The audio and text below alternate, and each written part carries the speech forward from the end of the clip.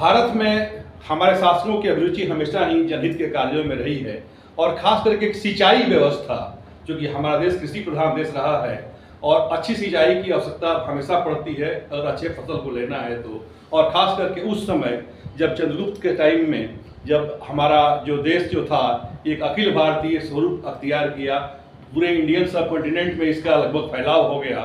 उस समय चंद्रगुप्त पाटलिपुत्र के शासक होते हुए भी गुजरात में, सौराष्ट्र में आपको गिरनार पहाड़ी वो सब जो एरिया है वहाँ पर सिंचाई के मामले में इंटरेस्ट लेते हैं।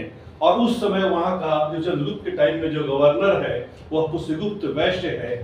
और जानकारी दे रहा हूँ सुदर्शन झील के बारे में।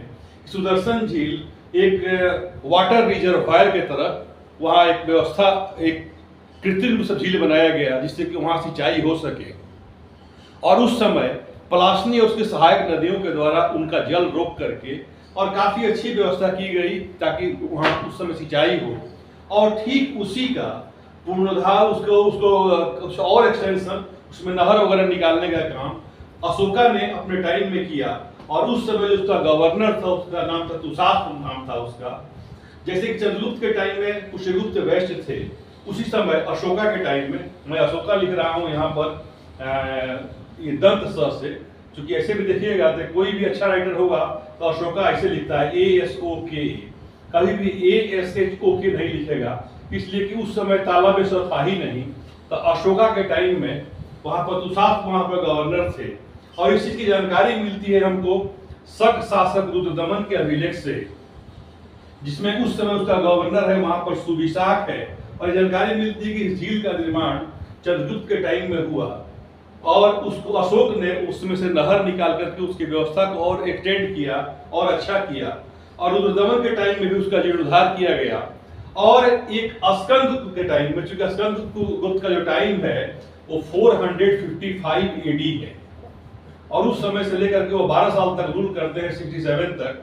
और उस समय उनके गवर्नर थे पर्णदत्त, और पर्णदत्त ने अपने पुत्र चक्रपालित को एक व्यवस्था सौंपी।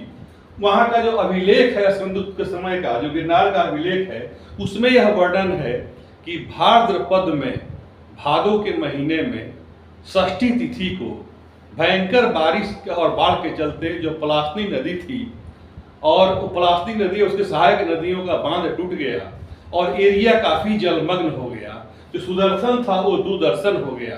कहने का मतलब कि वो ये कहता है उसमें, क्योंकि उसमें जो अभिलेख है उसमें बड़ा ही साहित्यिक रूप से वर्णन किया गया है, क्योंकि नदी को स्त्रीलिंग माना गया है और समुद्र में वो मिलती है, समुद्र पुल्लिंग हुआ अपने पति के पास। तो पत्नी अपने पति के पास जा रही थी, उसमें हुआ कि सुदर्शन झील जो बनाया गया था, तो एक समय ऐसा आया कि पत्नी अपने बेग को नहीं रोक सकी और समुद्र में जाकर के विलीन हो गई। तो इस रूप में वर्णन आया हुआ है स्कंदगुप्त के अभिलेख में। ऐसे हमारे यहाँ सारी नदियों को स्त्रीलिंग माना गया है एक्सेप्ट सोन और ब्रह्मपुत्रा, क्योंकि ये नदी नहीं बल्कि जो ब्रह्मपुत्र नदी है और सोन नदी है, ये दो को पुल्लिंग माना गया है, दो को नद कहा गया है और सारी लगभग नदियां ही हैं। तो उस समय स्कंदगुप्त के समय जो पर्णदत्त थे वहाँ के गवर्नर थे और उन्होंने अपने बहुत ही तेजस्वी और ओजस्वी अपने पुत्र चक्रपालित को भार सौंपा कि इसका मरम्मत करवाओ। और उसका समय जो दिया हुआ है वो 136 गुप्त संवत है।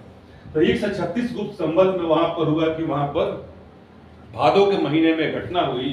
तो 136 और अगर हम संवत के अनुसार निकालते हैं तो 119, तो ये होता है 455 AD में ये बांध टूटा। और ठीक नेक्स्ट ईयर ज्येष्ठ मास के प्रतिपदा को, मतलब ये 56 में, उस समय इसका जीर्णोद्धार हुआ और वह लगभग 60 पुरुष बताया गया है, मतलब 6-6 फीट का, मतलब 42 फीट, 7-42। तो इतनी उसकी ऊंचाई थी बांध की और गहराई भी काफी अधिक थी। और तो इस समय वहां पर 56 में वहां पर मतलब 136 हुआ, तो 137 में इसका निर्माण हुआ और 138 में जाकर के वहां पर एक विष्णु मंदिर भी बनवाया गया। तो इसकी जानकारी मिलती है सुदर्शन झील से हमारे, क्योंकि 4 शासक जुड़े हुए हैं, चंद्रगुप्त, उनके गवर्नर पुष्यगुप्त, अशोक के समय तुषार, रुद्रदमन के टाइम में सुविशाख और स्कंदगुप्त के टाइम में पर्णदत्त चक्रपालित। तो हमारे शासकों की अभिरुचि हमेशा ही, जो भी अच्छे शासक रहे हैं, उनकी अभिरुचि हमेशा ही सिंचाई व्यवस्था में रही है। और यहाँ तक कि मध्यकाल में भी आप देखिएगा तो मध्यकाल में जब तुगलक का टाइम आता है तो फिरोज शाह तुगलक के टाइम में भी आप ये देखेंगे कि उसने रजब वाह और उलूग खानी दो नहर निकाला, रजब वाह और उलूग खानी। ऐसे ही शाहजहां के टाइम में भी जानकारी मिलती है, शाह नहर और फैज नहर।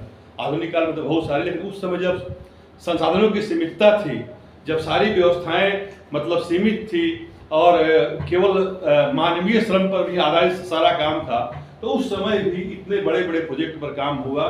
तो ये हमारे सुदर्शन झील के बारे में आपको मैं बताया कि कौन कौन से शासक, तो चंद्रगुप्त मौर्य, ये मौर्य काल में, फिर उसके पोते अशोक के टाइम में, इस समय कुछ लुप्त थे, इस समय तुषास्त्र हुए, और फिर रुद्रदमन के टाइम में जो शक शासक थे उसके टाइम में सुविशाक हुए, और स्कंदगुप्त के टाइम में, जिस समय स्कंदगुप्त, वही स्कंदगुप्त जिन्होंने हूनों का बहुत ही बल मतलब कि बहुत ढंग से उनका सामना किया, और जिसमें हून जिस समय आक्रमण हो रहा था उस समय उनको भी शांत किया, और इसमें भी अभिरुचि उन्होंने रखी।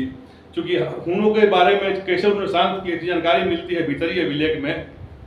अभी भी हमारे यहाँ एक कहा जाता है कि हून से ही हुनार शब्द आया हुआ है, जिसे बच्चे के लोग डराते हैं कि हुनार आ गया, तो वहीं हून आक्रमण, इतने बर्बर आक्रमण होते थे, और उस समय हूनों के इन्होंने अच्छे ढंग से पराजित किया था, और इसके साथ साथ ये सिंचाई व्यवस्था की भी जानकारी मिलती है। धन्यवाद।